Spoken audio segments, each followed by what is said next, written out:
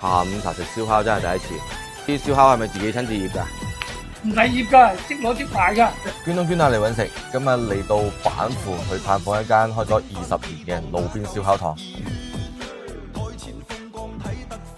又係一檔冇招牌、冇定位嘅路邊燒料。一日幾錢啊8蚊，好啊，係咪冇色啊？8蚊，8蚊，雞髀都8蚊，一日可以賣到幾多串啊？好少㗎，賣好少啊？買餸先得㗎啦，唔得諗多嘢。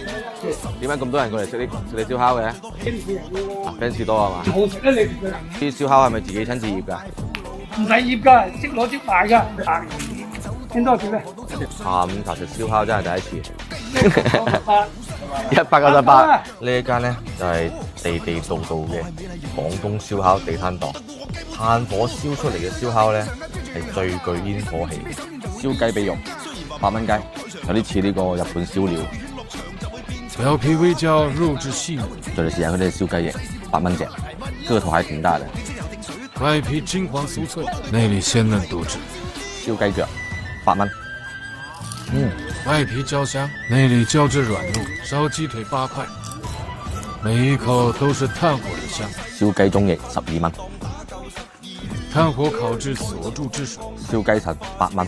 味道還可以，就是有點乾。整體燒嘅味道都可以，如果介意環境嘅話咧，就唔好過嚟食。從1點鐘開攤到而家陸續真係好多客人過嚟光顧。呢度嘅燒烤咧種類唔多，就大概每樣嘢咧都係8蚊左右。咁你哋覺得貴唔貴啊？